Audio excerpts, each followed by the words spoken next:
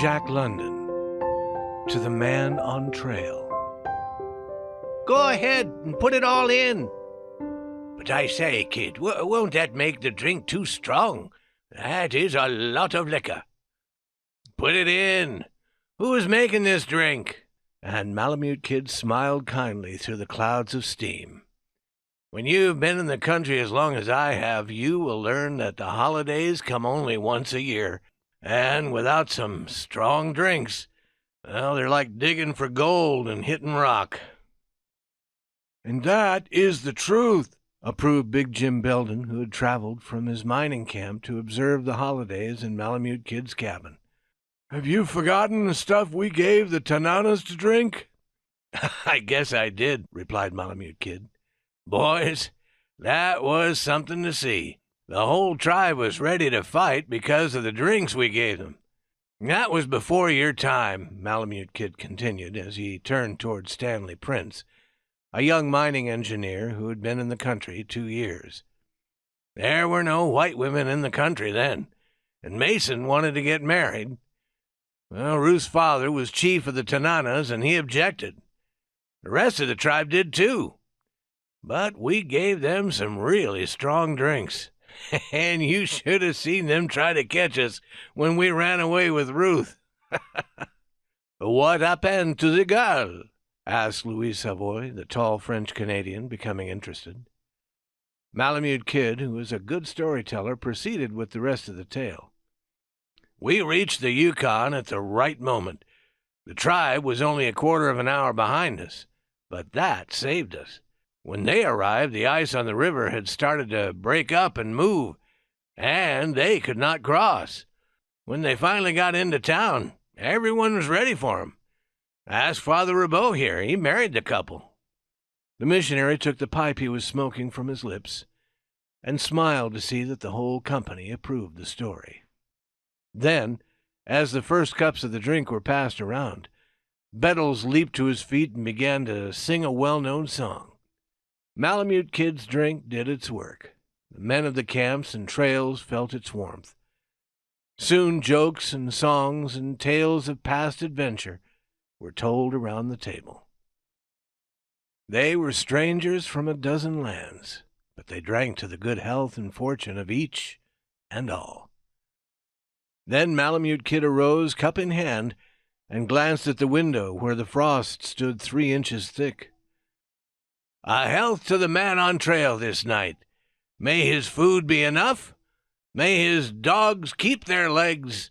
May his matches never misfire. Suddenly they heard the familiar music of the dog whip and the sound of a sled as it stopped in front of the cabin. Conversation ceased while they waited to see what would happen next. It is someone who knows life on the trail. Hear how he cares for his dogs first, and then himself, whispered Malamute Kid to Prince. They listened to the harks of pain which told their practiced ears that the stranger was beating back their dogs while he fed his own. Then came the expected knock, sharp and confident. The stranger entered. Blinded for a moment by the light, he hesitated at the door. He made a handsome picture in his warm clothing of wool and fur. He stood 6 feet 2 or 3 inches tall. His face was pink from the cold, and his hair was frosted with ice. On a belt outside his jacket he wore 2 guns and a hunting knife. In addition, he carried a dog whip and another gun. As he came forward into the room, they could see that he was very tired. There was a moment when no one spoke. Then his greeting, "What cheer, my lads?" put them at ease. In the next instant Malamute Kid and he had grasped hands. Although the 2 men had never met, each had heard of the other, and recognized the other at once. The stranger was introduced all around, and a cup of liquor was forced upon him before he could explain his presence. "How long since that sled with 3 men and 8 dogs passed?" he asked. "About 2 days ahead. Are you trying to catch them?" "Yes, they have my team. They stole them from under my nose. But I have gained 2 days already. I will find them soon." "Do you think they will give you a fight?" asked Belden, to keep the conversation going. Malamute Kid already had the coffee pot on the stove and was busy cooking some meat. Answering the question, the stranger pointed to his guns. "When did you leave Dawson?" 12 o'clock. "Last night?" Belden asked. "Today." A murmur of surprise spread around the circle, and it was with good reason. It was then exactly midnight, and traveling over 75 miles of rough river trail was an unusual accomplishment in 12 hours. But soon they began talking of other things, and the young stranger sat down to eat. As he did so, Malamute Kid studied his face. He was not long in deciding that it was a fair and honest face, and that he liked it. It was still young, but the lines on it had been firmly traced by much work. His blue eyes were calm when resting, but they gave the promise of a hard, steel-like shine when called into action. The lower part of his face had a firmness that showed an unyielding character. The qualities of the lion could be seen there. But there was no lack of a kind of softness which indicated that emotions were part of his nature. "So that's how my wife and I got married," said Belden, concluding the exciting tale of his wedding. "Are there any children waiting for you at home?" asked the stranger, joining the talk again. "No, my wife died before any came. That is why I am here." Belden tried to light his pipe, not noticing that he had already done so. He was thinking of the past. Then he turned to the stranger. His face brightened somewhat as he said, "How about you? Are you a married man?" As a reply, the stranger opened his watch and handed it to Belden. He examined the inside of the watch carefully and admired its contents quietly. Then he handed it to Louise Savoy, exclaiming softly. He showed it to Prince, too. As he did so, they noticed that his hands trembled, and his eyes took on a strange softness. And so it went from hand to hand, the picture of a woman with a baby at the breast. Those who had not yet seen the watch case were most curious. Those who had seen it became silent and thoughtful. They could face famine or quick death, but the picture of a woman and child made women and children of them all.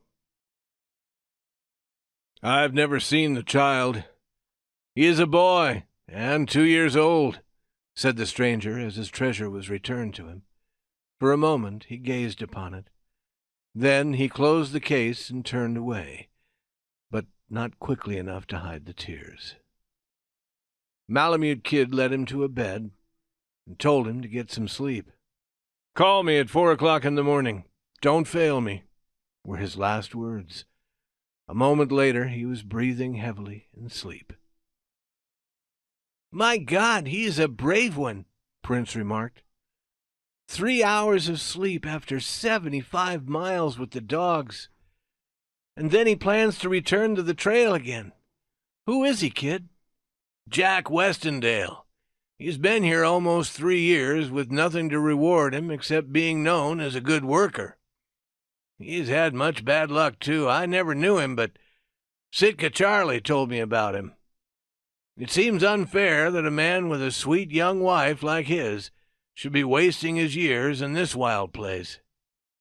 His problem is that he won't accept defeat. He's had a grub stake twice, but lost it both times." Here the talk was interrupted by Bettles. The effect of the stranger had begun to wear away, and soon the merriment had started again. Malamute Kid alone seemed unable to forget the stranger, and cast many an anxious look at his watch. Once he put on his mittens and cap, and, leaving the cabin, went out to his cache. Nor could he wait until the hour that had been set by the stranger. He was a quarter of an hour early in waking his guest. The young fellow had become quite stiff because of his long hours on the trail, and it was necessary to rub his body and his legs to bring him to his feet. He walked painfully out of the cabin to find his dogs already harnessed and everything ready for the start. The company wished him good luck and a short hunt for his enemies, while Father Roubaud hurriedly blessed him. Then everyone ran quickly to the cabin, because it is not good to face such cold with naked ears and hands. They become frozen within moments. Malamute Kid went with him to the main trail, and there, grasping his hand firmly, gave him advice. "You will find 100 pounds of fish eggs on the sled," he said. "The dogs will go as far on that as with 150 pounds of fish. You can't get dog food at Pelly, as you probably expected." The stranger looked surprised, but he did not interrupt. "You can't get any food for dog or man until you come to the town of Five Fingers, and that is 200 miles away. Be careful to avoid open water on the 30-mile river." "How did you know the truth about me? Surely the news can't have traveled ahead of me already." "I don't know it, and what's more, I don't want to know it. But you never owned that team you were following. Sitka Charlie sold it to those people last spring. But he told me you were a good man once, and I believe him. I've seen your face. I like it. And I have seen... hell, start moving for the sake of that wife of yours, will you?" Here the kid took off his mittens and pulled out his money. "No, I don't need it." And the tears began to freeze on his face as he grasped Malamute Kid's hand. "Then don't spare the dogs. Cut them out of the harnesses as fast as they drop. Buy dogs and think that they are cheap at $10 a pound. You can get them at Five Fingers, Little Salmon, and Hootalingua. And don't get your feet wet," was his parting advice. "Keep traveling until it gets too cold, then build a fire and change your socks." No more than a quarter of an hour had passed when the sound of sled bells announced new arrivals. The door opened, and a policeman of the Northwest Territory entered. He was followed by 2 dog drivers. Like Westendale, they carried many guns and were very tired. The drivers had been born to the trail and endured it easily, but the young policeman could go no further. "When did Westendale leave?" he asked. "Did he stop here?" The question was unnecessary, because the tracks in the snow told their own tale too well. Malamute Kid had given Belden a knowing look. Belden began to realize what the true situation was and answered accordingly. "Oh, he left a long time ago." "Come, my man, tell me," the policeman ordered. "You seem to want him very badly. Did he have some trouble down in Dawson?" "He stole $40,000 from Harry McFarland's gambling house. Who is to stop him from leaving the country if we don't catch him?" "When did he leave?" Every eye hid its excitement, because Malamute Kid had shown them how to act. The young officer met with unknowing faces on every side. Walking toward Prince, he asked the same question.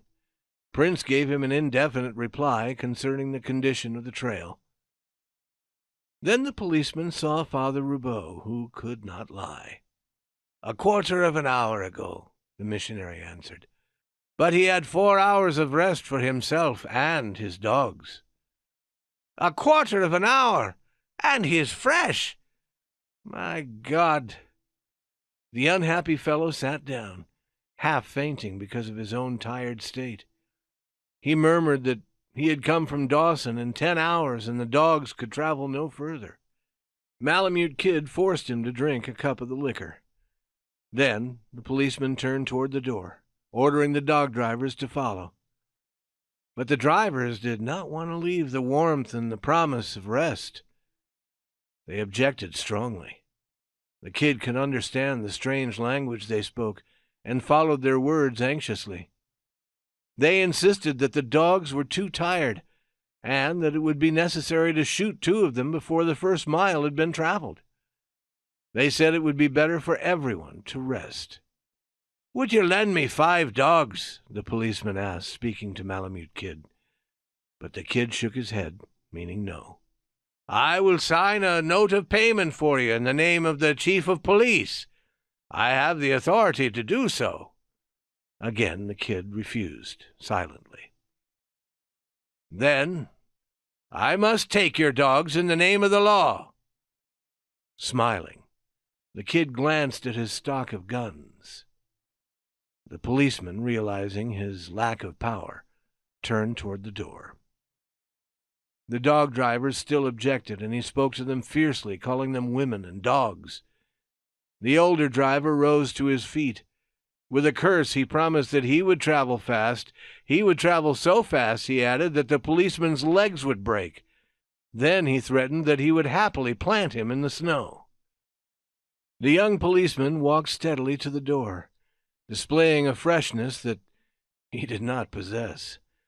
But they all knew and admired his proud effort. Covered with frost, the dogs were sleeping in the snow.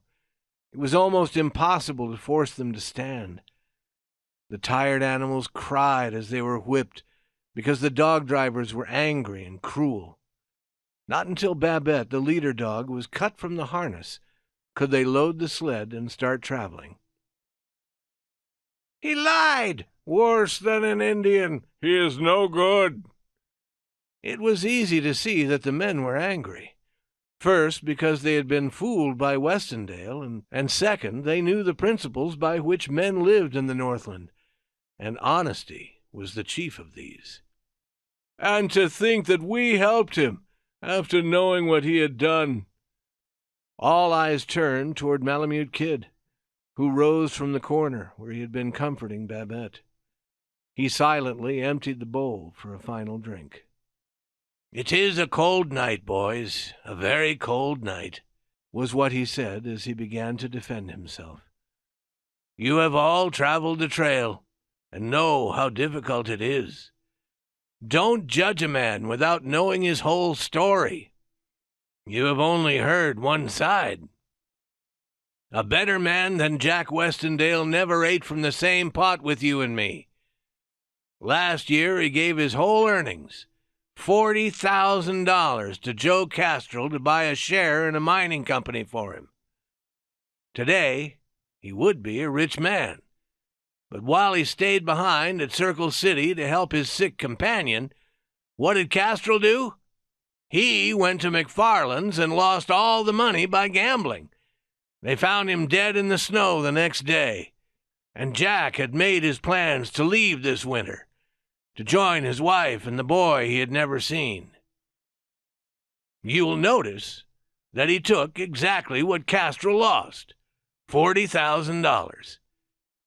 He will be out of the country soon. And what are you going to do about it?" The kid glanced around the circle of his judges. He noted the softening of their faces, then raised his cup high. "So, a health to the man on the trail this night. May his food be enough. May his dogs keep their legs. May his matches never misfire. God help him. Good fortune go with him.